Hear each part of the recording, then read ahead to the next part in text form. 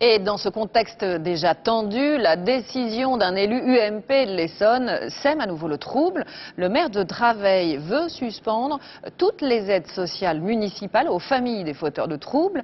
À plusieurs reprises, déjà, des députés avaient envisagé la suppression des allocations. Alors, ces mesures sont-elles légales et applicables? Réponse avec Laetitia Legendre et Jean-François Monnier. Draveil, une commune populaire, représentative de la banlieue parisienne. C'est ici hier que son député maire UMP a décidé de suspendre immédiatement les aides financières de la ville aux familles des fauteurs de troubles.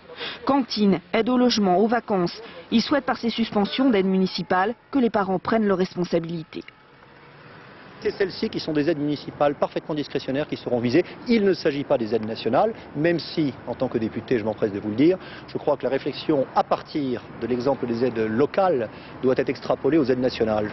Mais rien ne dit que le tribunal administratif validera ces sanctions du maire de Draveil. Au niveau national, depuis une loi de janvier 2004, il n'est plus possible de suspendre ou de supprimer les prestations familiales en cas d'absentéisme scolaire. Le système a été jugé par un groupe d'experts en 2003 comme étant inefficace et contraire au droit européen. Inefficace parce qu'en fait il n'y avait que 9000 signalements par an, ce qui était loin de traduire la réalité de l'absentéisme.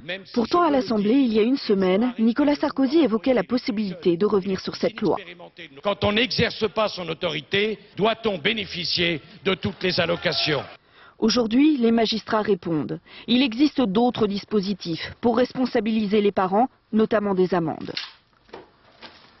On dispose d'un arsenal juridique, l'article 227-17 du Code pénal notamment, qui prévoit 2 ans d'emprisonnement, qui prévoit 75 000 € d'amende à l'encontre des parents qui n'exercent pas l'autorité parentale. Alors je crois qu'on est en train de se payer de mots à l'heure actuelle. Pour les associations familiales, supprimer ces allocations touchées au portefeuille des parents, c'est rendre encore plus vulnérables des familles déjà fragiles.